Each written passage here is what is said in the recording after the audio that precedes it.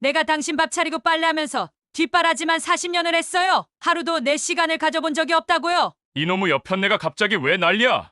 뭘 그렇게 못마땅해서 난리를 떨고 그래? 40년을 함께 살아온 부부 박현수와 이선희.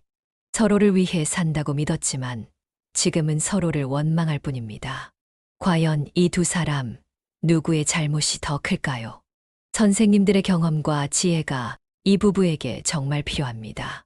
끝까지 들어주시고 이들의 문제에 대해 한마디 부탁드립니다. 저는 올해로 67이 된 박현수입니다. 서울 변두리에서 작은 아파트를 아내와 함께 살고 있죠. 건설회사에서 현장 소장으로 일하면서 평생 가족을 위해 열심히 살아왔습니다. 어느새 은퇴한 지 벌써 2년이 됐습니다. 처음엔 한 달쯤은 쉬는 것도 괜찮더군요. 하지만 2달, 3달이 지나니까 허전하더라고요. 아침에 일어날 이유가 없는 삶, 누군가 내게 기대지 않는 하루. 그런 하루가 반복되다 보니 사람 만나는 것도 귀찮아지고 그냥 집에 틀어박혀 TV만 보는 게 익숙해졌습니다. 이 여자는 이 시간까지 집에 안 들어오고 어디서 뭐 하고 있는 걸까? 저는 낮에 일을 보고 저녁에 집에 왔는데 아무도 없었습니다. 제 아내 선희는 동호회 간다고 아침부터 나갔죠. 텅 빈 집에서 혼자 밥을 먹으려니 밥맛이 없습니다. 식탁에 앉아 찬밥을 전자레인지에 데우며 스스로를 위로했습니다. 그래, 아내도 이제 자기 시간을 가지는 거겠지. 요즘 뭐 하고 싶은 건 없어? 저녁 무렵 선희가 돌아오더니 뜬금없이 물었습니다. 아내의 표정은 밝지도 그렇다고 화난 것도 아니었습니다. 그냥 좀 쉬자. 사람 좀 만나고 싶은데 이젠 귀찮아. 제 말이 끝나기가 무섭게 아내는 식탁에서 일어나더군요. 얼굴 좀 보려 했지만 이미 등을 돌린 뒤였습니다. TV를 보면서 혼자 중얼거렸습니다. 이게 내 인생이 맞나? 예전엔 회사에서 성실하게 일하면 가족이 행복할 줄 알았습니다. 다들 그렇게 사는 줄 알았거든요. 그런데 지금 와서 보니 내가 열심히 한 건 맞는데 그게 누구를 위한 거였는지 모르겠습니다. 저는 올해 65살 이선입니다. 부산에서 태어나 남편을 만나고 하루하루 평범한 주부로 살아왔습니다. 남편 박현수와 결혼한 지는 40년이 넘었고 두 아이를 키우며 온전히 가족을 위해 헌신하며 살았습니다. 지금은 아이들이 모두 독립해 저와 남편만 남아있는 집에서 지내고 있습니다. 저는 평생을 가족을 위해 살았습니다. 아이들 뒷바라지에 남편 밥 챙기는 일까지 제 시간은 단 하루도 제 것이었던 적이 없었던 것 같습니다. 그런데 아이들이 독립하고 나니 갑자기 제 삶이 텅 빈 것처럼 느껴졌습니다. 박현수, 남편이라는 사람이 제 곁에 있긴 한데 글쎄요, 없는 것과 다를 게 없었습니다. 요즘 뭐 하고 싶은 건 없어? 제가 물었을 때 그는 그냥 TV에서 눈도 떼지 않은 채 대답했습니다. 그냥 좀 쉬자. 사람 만나는 것도 그렇고 이젠 귀찮아. 그 말에 저는 뭐라 말할 기운도 없었습니다. 아니, 그냥 대화를 포기하고 싶었습니다. 요즘 저는 자전거 동호회에 다니고 있습니다. 처음엔 몸이나 좀 움직여보자고 생각하고 시작했는데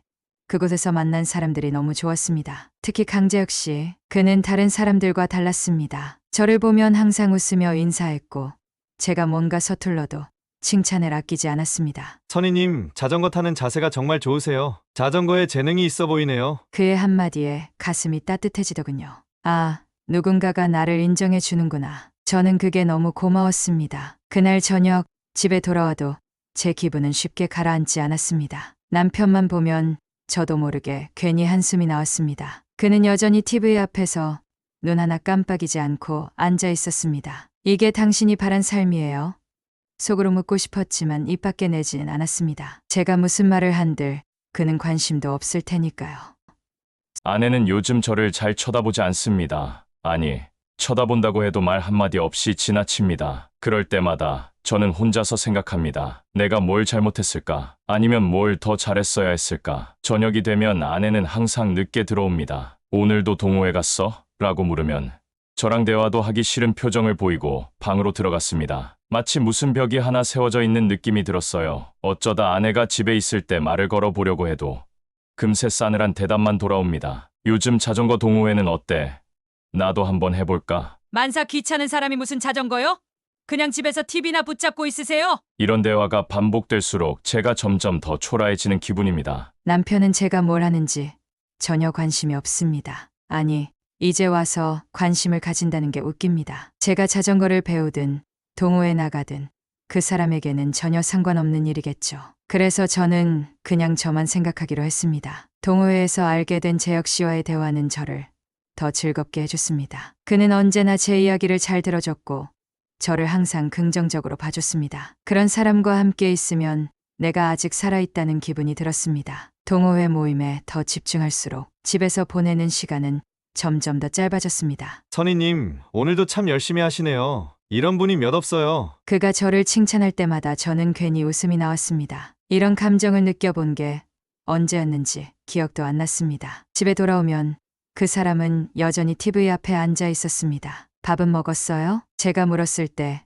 그는 대답 대신 그냥 고개를 끄덕였습니다. 이젠 물어보는 것조차 지겹습니다. 아내가 문을 닫고 방으로 들어갔습니다. 저는 TV를 보며 혼잣말을 했습니다. 그래, 뭐 나는 이렇게 살다 가면 되겠지. 아내가 뭘 하든 저는 더 이상 물어볼 용기가 없었습니다. 이미 돌아올 대답을 뻔히 알고 있었으니까요. 하지만 가끔은 그런 생각이 듭니다. 혹시 지금이라도 무슨 말을 해보면 달라질까? 아니면 이제는 너무 늦었을까? 제가 아무리 생각해도 답이 나오지 않았습니다. 제 아내는 자꾸 집에 없는 시간이 늘었습니다. 예전엔 제가 집에 들어오면 저녁 준비를 하고 있었는데 이젠 제가 들어와도 집에 아무도 없을 때가 많습니다. 저녁이 돼서야 들어오는 날도 많고요. 그날도 마찬가지였습니다. 저는 혼자 밥을 먹으며 속으로 생각했습니다. 요즘 뭐가 그렇게 바쁜 건가? 제가 물어봤자 듣기 싫은 말만 돌아올 것 같아서 더 이상 물어보지도 않았습니다. 밤늦게 선희가 들어왔습니다. 저는 반가운 마음에 물었습니다. 오늘 어디 갔다 왔어?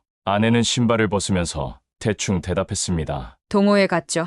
또 뭐겠어요? 그 대답에 더 묻기가 어렵더군요. 표정 하나 없이 지나가는 그 사람을 보면서 그냥 혼자 속이 답답했습니다. 그날 밤, 저는 선희가 전화를 받는 모습을 봤습니다. 다락방 정리를 하다가 우연히 내려다보게 됐는데 거실에서 누군가와 통화 중이더군요. 저는 괜히 불편해졌습니다. 선희가 통화 도중 갑자기 작은 목소리로 말했습니다. 다음에 얘기해요, 네.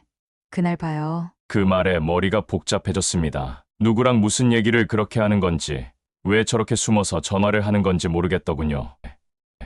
동호회에 가는 날은 언제나 설렙니다. 아침부터 준비를 하며 어떤 옷을 입을지, 어떤 말을 할지 고민합니다. 남편과의 밋밋하고 무심한 대화 속에선 한 번도 느껴보지 못한 감정이죠. 강재혁 씨는 늘 친절했습니다. 제가 자전거를 타는 모습조차 칭찬하며 다정한 말로 응원해줬습니다. 선희님, 자세 정말 좋으세요. 처음에 이렇게 잘하는 분 드문데 연습 많이 하셨나 봐요. 그의 웃는 얼굴을 볼 때마다 가슴이 뛴다는 걸 느꼈습니다. 그런 따뜻한 말 한마디, 그런 시선을 받은 게 대체 언제였는지 기억도 나지 않았습니다. 모임이 끝나고 집으로 돌아가기 전에 재혁 씨가 제게 말을 걸었습니다. 선희님, 혹시 개인적으로 더 배워보고 싶지 않으세요? 시간이 된다면 제가 도와드릴게요. 그의 말에 저는 망설였습니다. 그런데도 마음속에서는 이상한 설렘이 밀려왔습니다. 괜찮으시면 다음 주에 한번 봐요. 선희님은 분명 더 잘하실 수 있을 거예요. 저는 고개를 끄덕였습니다. 그 순간 제 안에서 무언가가 변하는 걸 느꼈습니다. 집에 돌아와도 재혁 씨의 말이 떠나질 않았습니다. 그 사람과 함께 있었던 시간이 마치 꿈처럼 느껴졌습니다. 반면 남편을 보는 순간 그 모든 기분이 한꺼번에 가라앉았습니다. 그는 여전히 TV를 보며 무표정으로 앉아 있었습니다. 제가 묻지도 않은데 먼저 말을 걸더군요. 오늘 어디 갔다 왔어? 동호회 갔죠. 또 뭐겠어요. 대충 그렇게 말하고 방으로 들어갔습니다. 그 사람이 지금 와서 뭘 묻는 건지 모르겠습니다. 제가 어디 갔든 무슨 일을 하든 그 사람에게는 아무 의미가 없을 테니까요. 방 안에서 재혁 씨와 나눈 대화를 떠올리며 휴대폰을 꺼냈습니다. 오늘 감사했어요. 라는 메시지를 보냈습니다. 곧바로 답장이 오더군요. 저도요. 선희님과 대화가 참 좋았어요. 그 문장을 보는 순간 저는 괜히 웃음이 났습니다. 며칠 뒤, 저는 선희가 외출 준비를 하는 모습을 보며 무심히 물었습니다. 요즘 동호회가 그렇게 바빠. 뭐 하길래 집에 늦게 오는 거야? 아내는 손을 멈추더니 고개를 돌려 차갑게 대답했습니다. 나도 내 삶이 있어야지. 당신은 왜 참견이야? 그 말에 숨이 막히는 것 같았습니다. 아내의 말 속에는 저를 향한 원망이 가득 차 있었습니다. 저는 아무 말도 할 수 없었습니다. 그저 바라볼 수밖에 없었습니다. 아무렇지 않게 가방을 들고 집을 나섰습니다. 문이 닫히는 소리가 그렇게 차갑게 들릴 수 있다는 걸 처음 알았습니다. 그날 밤, 저는 선희가 다시 전화를 하는 걸 봤습니다. 이번엔 확실히 느꼈습니다. 저에게 말하지 못할 비밀을 가지고 있었습니다. 하지만 저는 차마 묻지 못했습니다. 묻는 순간 지금보다 더 큰 상처를 받을 것 같았기 때문입니다. 남편이 자꾸 제 사생활에 대해 꼬치꼬치 캐묻기 시작했습니다. 저는 그가 신경 쓰이는 척하는 게 너무 어이가 없었습니다. 40년 가까이 제가 뭘 하든 관심 없던 사람이 이제 와서 왜 이러는지 알 수 없었습니다. 내 삶은 나한테 달려 있어요. 당신은 신경 쓰지 않아도 돼요. 그렇게 말했더니 그는 말을 잃은 것 같았습니다. 저는 괜히 웃음이 나더군요. 그날 밤 재혁 씨와 통화를 했습니다. 그는 늘 제 이야기를 들어줬고 제가 외롭다고 느낄 틈조차 없게 만들어줬습니다. 다음 모임에도 오실 거죠? 선희님 없으면 모임이 재미없을 것 같아요. 그 말에 저는 미소를 지으며 대답했습니다. 그럼요. 갈게요. 전화기를 끊고 나니 집안의 고요함이 다시 찾아왔습니다. 그 고요함 속에서 저는 홀로 웃으며 자신을 위로했습니다. 그날은 이상하게 마음이 불편했습니다. 선희가 아침부터 어디 간다는 말도 없이 옷을 차려입고 나간 것도 그렇고 나가기 전 저를 흘깃본 그 눈빛도 그렇고 뭐랄까 뭔가 숨기는 것 같았습니다. 저는 나도 모르게 아내를 따라가 보기로 했습니다. 이게 웃긴 일이란 건 저도 압니다. 하지만 답답한 마음에 그걸 하지 않고는 견딜 수 없었습니다. 어디로 가는지 누구를 만나는지 그냥 한 번만 확인하면 마음이 조금이라도 편해질 것 같았습니다. 선희는 동네에서 멀지 않은 카페에 들어갔습니다. 저는 근처에서 기다렸습니다. 사람들과 만나고 있는 건지 아니면 그냥 친구랑 차 한잔 마시는 건지 그것만 확인하고 돌아가려고 했습니다. 그런데 아내는 혼자가 아니었습니다. 젊어 보이는 남자 하나가 제 아내를 반갑게 맞이하며 자리에 앉았습니다. 둘은 웃으면서 이야기를 나누기 시작했습니다. 그 남자가 누군지 모르겠지만 제 아내와 이야기할 때 그의 얼굴에는 웃음이 떠나지 않았습니다. 저는 가만히 서서 그 장면을 바라보며 얼어버렸습니다. 아내의 얼굴도 마찬가지였습니다. 제가 결혼 생활 내내 본 적 없는 표정이었습니다. 아내는 밝게 웃고 있었고 눈빛은 한없이 부드러워 보였습니다. 저를 볼 때는 그런 눈빛을 본 적이 없었는데 그 남자 앞에서는 그렇게 달라 보일 수 있다니 그 순간 몸이 제멋대로 움직였습니다. 저는 카페 문을 열고 그들 앞에 서 있었습니다. 이 남자 누구야? 당신 지금 뭐하고 있는 거야? 제 목소리가 떨리는 걸 느꼈습니다. 제 마음속에서 억눌려 있던 모든 감정이 그 짧은 문장에서 터져나왔습니다. 선희는 놀란 얼굴로 저를 쳐다봤습니다. 그러더니 잠시 후 피곤하다는 듯 한숨을 내쉬며 말했습니다. 뭐 하시는 거예요? 여기까지 와서. 그 말에 저는 더 이상 참을 수 없었습니다. 대체 이게 뭔 짓이야? 저 사람이 누군데? 이렇게 만나고 있는 건데? 아내는 저를 똑바로 쳐다보며 말했습니다. 이제야 나를 알아주네. 내가 얼마나 외로웠는지 당신은 전혀 몰랐잖아요. 그 순간 제 머릿속이 하얘졌습니다. 말 속에 담긴 의미를 이해하고 싶지 않았습니다. 아니, 이해하기가 두려웠습니다. 남편이 카페로 들어왔을 때 저는 정말 당황했습니다. 이 사람이 저를 따라온다는 건 상상도 못했거든요. 하지만 저는 오히려 화가 났습니다. 제가 여태껏 얼마나 외로웠는지, 얼마나 비참했는지 그는 한 번도 관심을 가져주지 않았으면서 이제 와서 저를 이렇게 몰아붙이는 게 너무 어이가 없었습니다. 뭐 하시는 거예요?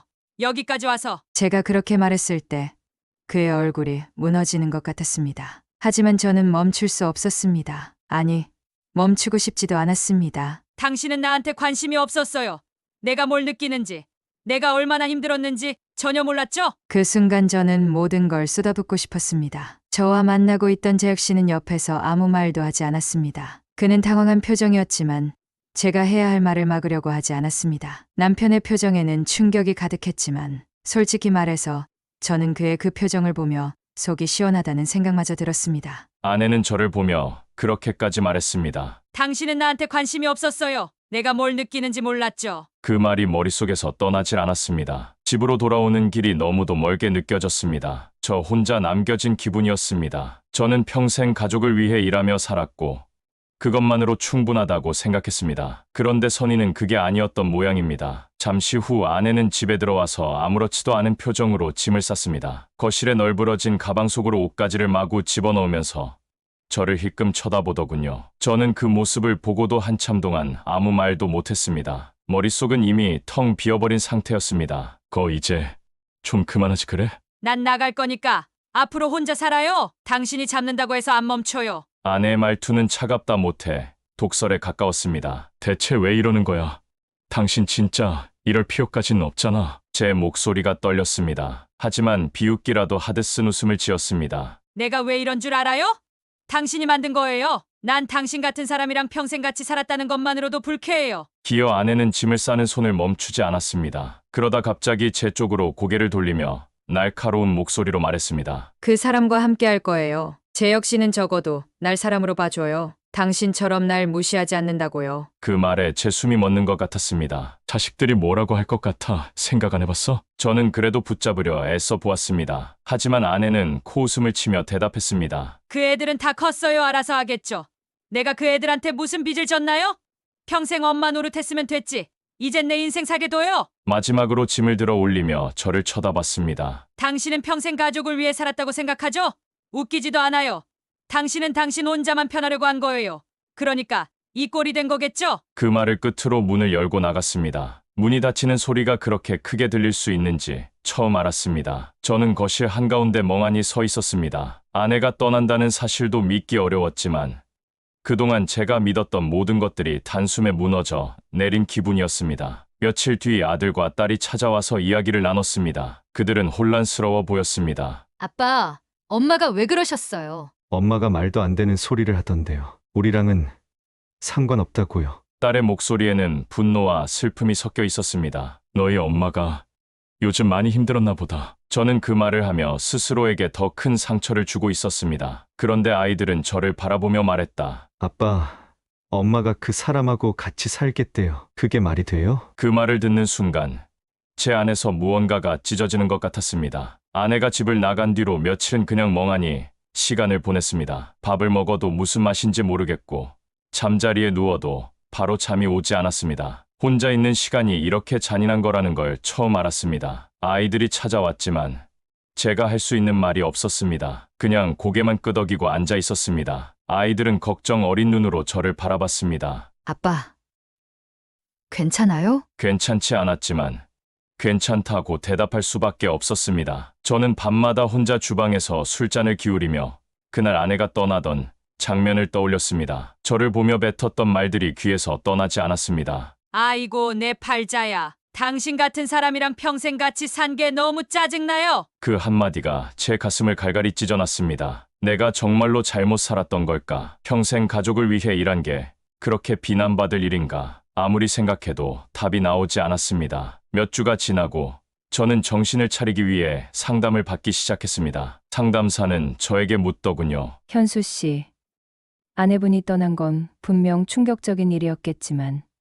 스스로를 돌아볼 필요도 있습니다. 평생을 가족을 위해 살았다면서요. 그럼에도 불구하고 왜 이런 결과가 나왔을까요? 그 질문이 제 심장을 찔렀습니다. 한참을 생각했습니다. 그러다 깨달았습니다. 제가 가족을 위해 산다고 생각했지만 정작 그 안에서 제가 가족들과 얼마나 소통했는지, 제 마음을 얼마나 보여줬는지 몰랐다는 거요. 아이들과도 더 자주 대화를 나누기 시작했습니다. 예전엔 그저 아버지로서 무거운 책임감을 보여주는 데에만 급급했는데 이젠 아이들이 무슨 생각을 하는지 궁금해졌습니다. 아빠, 요즘은 예전보다 나아 보여요. 아이가 그렇게 말해줄 때마다 저는 조금씩 희망을 느꼈습니다. 재혁 씨와 함께 살기 시작한 초반은 마치 영화 같았습니다. 그는 늘 웃으며 저를 안아줬고 제가 원하는 말들을 해줬습니다. 선희 씨, 정말 좋아해요. 제가 선희님을 얼마나 기다렸는지 몰라요. 그 말에 저는 제 모든 선택이 옳았다고 확신했습니다. 남편과 살았던 갑갑하고 차가운 집에서 벗어나 진짜 나를 알아주는 사람과 새로운 삶을 시작했다고 믿었죠. 하지만 그 환상은 오래가지 않았습니다. 재혁 씨는 조금씩 변하기 시작했습니다. 처음엔 바쁘다는 핑계로 저와의 대화를 피했습니다. 오늘 좀 피곤하네요. 쉬고 싶어요. 그 말을 듣는 순간 속이 뜨거워졌습니다. 저는 재혁 씨에게 소리쳤습니다. 당신이 이럴 거면 나한테 왜 그렇게 다가왔어요?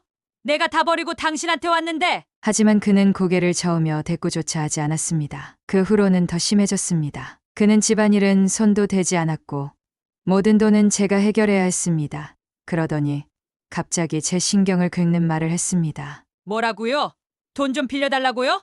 내가 무슨 돈이 있다고 그런 말을 해요? 지금 당장 은행에 가서 대출이라도 알아보세요. 그의 뻔뻔한 말에 저는 분노를 참을 수 없었습니다. 당신 지금 내 돈까지 뜯어내려고 하는 거야?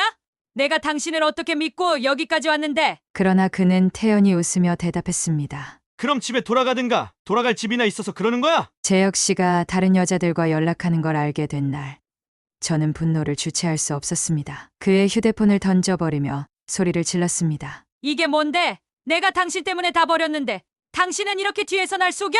그는 전혀 미안해하지 않았습니다. 내가 당신한테 뭐라고 약속했나요?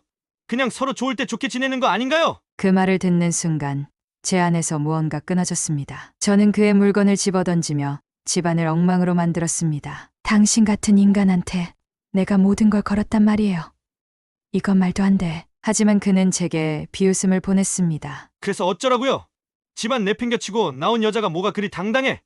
나한테 뭐라 하지 말고 가만히 있어라. 저는 더 이상 참을 수 없었습니다. 그의 얼굴을 향해 물컵을 던졌습니다. 당장 나가! 당장 이 집에서 나가! 그러나 제 역시는 비웃으며 말했습니다. 이게 뭔 소리야? 내가 어딜 나가? 이 집 월세 누가 내는데? 나갈 거면 너가 나가. 그 말에 저는 한순간 아무 말도 할 수 없었습니다. 저는 점점 더 비참해졌습니다. 하지만 현실을 받아들이는 대신 오히려 그를 붙잡으려 했습니다. 내가 잘못했어요. 그러니까 다시 처음처럼 돌아가요. 우리 처음엔 좋았잖아요. 그는 아무 감정도 없는 얼굴로 대답했습니다. 난 변한 게 없어요. 당신이 혼자 착각한 거죠. 그러니 알아서 하세요. 그 후로도 저는 그의 관심을 끌기 위해 모든 걸 했습니다. 옷을 바꾸고 돈을 쓰고 심지어 그가 원하는 대로 굴복하기도 했습니다. 이제 됐죠. 이제 나 좀 봐줘요. 하지만 그는 늘 같은 말만 했습니다. 그냥 좀 조용히 해요. 제발요. 결국 재혁 씨는 집에 오지 않는 날이 많아졌습니다. 저는 그가 돌아올 때마다 소리치고 화를 냈습니다. 당신이 집을 이렇게 비워두면 내가 무슨 생각을 하겠어? 생각하지 마세요. 생각해서 달라질 건 없으니까. 이 남자는 한 달 동안 제 연락을 받지 않았어요. 그러다가 갑자기 전화가 왔죠. 마지막으로 저를 비웃으며 말했습니다. 당신이 이렇게까지 추하게 구는 줄 몰랐어요. 그래도 고마웠어요. 덕분에 재미는 있었으니까. 이런 말을 들으니 제 정신은 온통 엉망이었습니다. 제 자신이 너무 비참해서 가만히 있을 수 없었어요. 깨진 물건들, 망가진 가구, 그리고 그 속에서 멍하니 앉아있는 제가 남아있었습니다. 이게 다 뭐야? 내가 뭘 잘못한 거야? 그제야 깨달았습니다. 저는 모든 걸 잃었습니다. 제가 떠나온 집, 제가 버린 가족, 그리고 마지막으로 제 자신까지. 아내가 그렇게 나간 뒤로 저는 완전히 바닥을 치는 듯 했지만 그 시간이 저를 변화시켰습니다. 아이들과 더 많은 시간을 보내며 제 부족함을 채우려고 노력했습니다. 딸은 어느 날 제게 말했습니다. 아빠, 요즘 많이 달라진 것 같아요. 옛날엔 이렇게 이야기 나누는 시간이 없었잖아요. 그 말을 듣는 순간 저는 비로소 무언가를 바로잡았다는 기분이 들었습니다. 저는 돈을 모아 작은 커피숍 차렸습니다. 바쁘게 움직이는 동안 마음속의 상처도 조금씩 아물어갔습니다. 제가 가족을 위해 했던 모든 노력이 헛되지 않았다는 걸 깨달았습니다. 아이들과 함께 식사를 하며 웃음을 나눌 때마다 제 인생이 새롭게 시작된 것 같았습니다. 한때 나를 사랑해줄 것만 같은 재혁 씨가 떠난 뒤 저는 혼자 남겨졌습니다. 집은 마치 쓰레기장이 된 것처럼 엉망이었지만 그보다 더 엉망이 된 건 제 인생이었습니다. 집세를 낼 돈도 없었습니다. 저는 친구들에게 돈을 빌리려고 했지만 모두가 저를 외면했습니다. 선이야, 미안한데 나도 여유가 없어. 너도 이제 좀 정신 차려야 하지 않겠니? 그 말에 저는 얼굴이 화끈거렸습니다. 결국 저는 3평 정도 되는 원룸으로 들어가야 했습니다. 벽지도 군데군데 찢어져 있고 곰팡이 냄새가 나는 방이었지만 그곳이 지금의 제 위치를 보여주는 것 같아 아무 말도 할 수 없었습니다. 저는 아이들에게 연락했습니다. 그들에게 잘못했다고, 이제라도 돌아가고 싶다고 말하고 싶었습니다. 아들아, 엄마야. 엄마가 너무 큰 실수를 했어. 나는 너희들을 위해 평생을 살아왔는데 엄마를 버리진 않을 거지. 하지만 돌아온 건 냉정한 답변뿐이었습니다. 엄마, 이제 와서 뭐라고요? 아빠가 혼자서 얼마나 힘들었는지 아세요? 엄마가 한 선택은 엄마가 책임져야죠. 그 말을 듣는 순간 저는 무너졌습니다. 저는 아이들에게 다시 전화를 걸고 메시지를 보냈지만 답은 오지 않았습니다. 제 인생이 너무 한심하고 쪽방에 쓸쓸히 늙어갈 생각은 제 목을 조여왔습니다. 그래서 결국 저는 남편을 찾아갔습니다. 그의 가게 문 앞에서 한참을 서성이다가 겨우 용기를 내어 들어갔습니다. 그가 고개를 들고 저를 바라보는 순간 저는 모든 자존심을 내려놓고 말했습니다. 나예요. 내가 잘못했어요. 우리 예전처럼 돌아가요. 내가 더 잘할 테니 그만 나를 용서해줘요. 그는 잠시 저를 바라보다가 차갑게 대답했습니다. 여기까지 왜 왔어요? 당신 갈 길 가세요. 난 이제 괜찮으니까. 그 말에 저는 더 이상 말도 하지 못한 채 그곳을 떠나야 했습니다. 시간이 지나면서 저는 더 철저히 고립되었습니다. 친구도, 가족도, 누구도 저를 찾지 않았습니다. 그저 하루하루를 버티며 살아갈 뿐이었습니다. 어느 날 거울을 보며 문득 제 얼굴을 들여다봤습니다. 거기엔 한때 자신만만했던 제 모습은 없었습니다. 모든 걸 다 잃고 남은 건 초라한 표정의 여자일 뿐이었습니다. 이게 다 뭐야? 난 뭘 위해 이렇게 된 거야? 저는 혼잣말을 하며 주저앉아 울었습니다. 작은 방 한 구석에서 홀로 늙어갔습니다. 동호회에서 만난 그 남자와 함께했던 시간이 부질없고 후회로 가득 찼습니다. 남편을 버리고 자식을 떠난 선택이 얼마나 큰 실수였는지 매일매일 후회했습니다. 결국 저는 아무도 찾지 않는 사람이 되었습니다. 저는 아내가 제 가게를 찾아왔을 때 놀라지도 않았습니다. 아무런 감정이 없었습니다. 나는 더 이상 당신과 함께 살 이유가 없어. 저는 그렇게 말하고 제 인생을 계속 걸어갔습니다. 아이들과 함께한 저녁 식사에서 딸이 물었습니다. 아빠, 후회 안 해요? 저는 웃으며 대답했습니다. 아빠는 너희들과 함께하는 이 시간이 충분히 행복해. 아들아, 딸아, 아빠가 정말 사랑한다. 평생을 가족을 위해 헌신했다는 한 남자, 그리고 그 남편의 무관심 속에서 점점 마음의 상처를 키워온 아내. 결국 그 부부는 돌이킬 수 없는 선택을 하게 됩니다. 남편은 가족과의 단절 속에 자신의 부족함을 몰랐고, 아내는 외로움을 견디지 못해 잘못된 길을 택했습니다. 하지만 결과는 어땠을까요? 아내는 모든 걸 잃고 홀로 남겨졌고, 남편은 뒤늦게 자신을 돌아보며 아이들과 함께 새로운 시작을 할 수 있었습니다. 이 이야기가 주는 교훈은 분명합니다. 가까운 사람일수록 더 많이 관심을 가져야 합니다. 무심함은 사랑을 갉아먹고 결국 큰 후회를 낳습니다. 여러분도 지금 곁에 있는 사람들과 시간을 보내고 있나요? 한마디 따뜻한 말, 작은 관심이 관계를 지킬 수 있습니다. 오늘이 지나기 전에 가족에게 안부 한마디 전해보세요. 두 부부의 사연을 들으신 선생님들은 어떻게 살아야 우리가 더 올바르게 살 수 있을지 알려주세요. 구독과 좋아요를 함께 해주셔서 감사합니다. 다음에도 더 의미 있는 이야기를 전하겠습니다.